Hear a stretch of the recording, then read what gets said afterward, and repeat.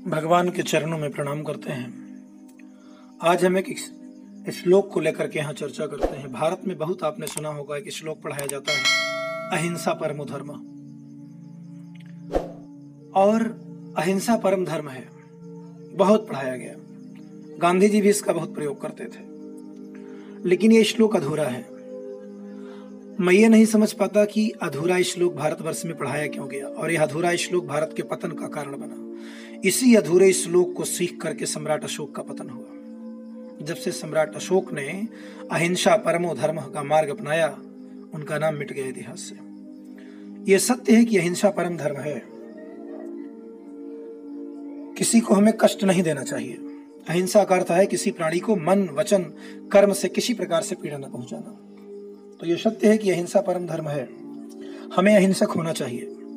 लेकिन जब हमारे धर्म पर, हमारे राष्ट्र पर, हमारी संस्कृति पर, हमारे सभ्यता पर कुठाराघात होने लगे तो हमें अहिंसा का मार्ग तुरंत त्याग कर हिंसा का मार्ग अपना लेना चाहिए। और तब ऐसा करना सबसे बड़ा धर्म हो जाता है। मैं आपको बताऊं अहिंसा परमो धर्म का पूरा श्लोक क्या है और इसकी उत्पत्ति कहां से हुई। इस श्लोक की उत्पत्ति हमारे श्रेष्ठ भारत के महाकाव्य महाभारत में हुई। जब महाभारत ग्रंथ में पांडवों को 12 वर्ष का वनवास मिलता है, तो इस वनवास काल में वे अनेक संत महात्माओं, ऋषियों, मुनियों के संपर्क में आते हैं, जिनसे उन्हें अनेक तरह का ज्ञान मिलता है। और इसी अवधि में उनका ऋषि मार्कंडेय से भी परिचय होता है। ऋषि मार्कंडेय के मुख से उन्हें कौशिक नाम के ब्राह्मण और धर्मनिष्ठ व्याध के बीच की वार्तालाप सुनने का अवसर भी मिलता है। और यह श्लोक उसी के अंतर्गत उपलब्ध है। महाभारत में भगवान कृष्ण के मुख से भी यह श्लोक सुनाई पड़ता है। लेकिन पूरा श्लोक तो इस तरह से है, अहिंसा परमो धर्म, धर्म हिंसा तथैव च। और इसका अर्थ होता है कि अहिंसा मनुष्य का परम धर्म है, पर जब धर्म पर आंच आए तो उस धर्म की रक्षा करने के लिए की गई हिंसा उस अहिंसा से भी बड़ा धर्म हो जाता है। यह हमें जानना होगा। और हमें आधा अधूरा श्लोक पढ़ाया गया, ऐसा हमारे राजनेताओं के द्वारा किया गया। इस श्लोक को लोगों तक अधूरा पहुंचाया गया। इसके पीछे लोगों का कुछ राजनीतिक स्वार्थ की पूर्ति, भारतवासियों के साथ छल किया गया। और मैं तो यही सोचता था कि कोई समय था जब भारत का परचम चारों तरफ फहराता था। इतना महान था यह देश, इतनी महान थी इसकी संस्कृति, इतने वीर बहादुर योद्धा थे यहाँ। अचानक इसका पतन क्यों हो गया? लोगों को याद अधूरा श्लोक सुनाया गया और उनको कायर बनाने का भरसक प्रयास किया गया। आप कभी अपने धर्म के देवी देवताओं के चित्र को देखिए। उनका एक हाथ अगर आशीर्वाद देने की मुद्रा में होता है तो दूसरे हाथ में हथियार भी होता है।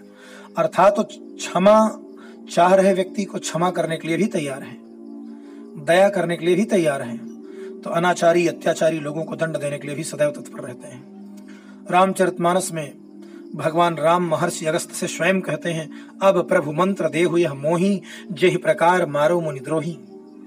प्रभु हमको वह मंत्र दीजिए, वह सलाह दीजिए जिससे मुनियों से द्रोह करने वाले को मैं समूल नष्ट करने में समर्थ हो जाऊं। कर्णवध के समय भगवान कृष्ण भी अर्जुन से यही कहते हैं कि अंत समय तक इसको मारते रहो, जब तक मर न जाए।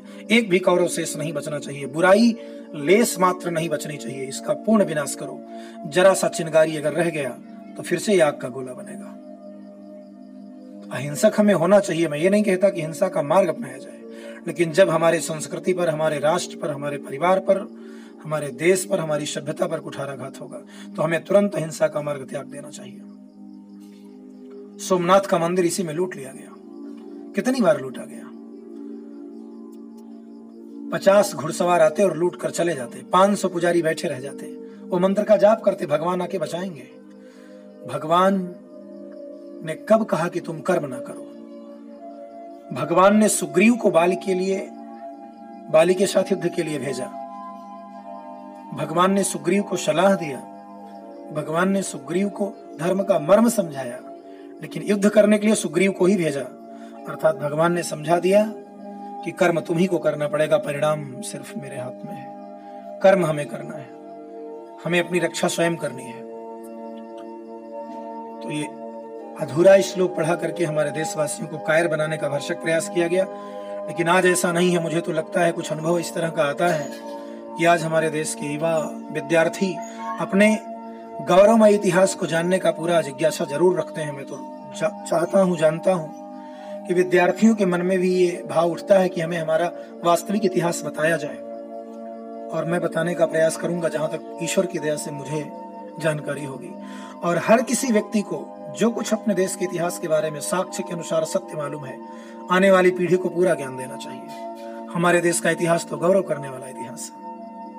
दुनिया के किसी इतिहास में नहीं कथा आती है कि कोई समुद्र पे पुल बना सका। हमारा देश तो ऐसे इतिहास से भरा पड़ा है। तो हमें इस अधूरे श्लोक को पूरा जानना है। एक बार पुनः इस श्लोक में बोल रहा हूं, अहिंसा परमो धर्मः, धर्म हिंसा तथैव च। हमें किसी प्राणी को कष्ट नहीं देना चाहिए, ये परम धर्म है।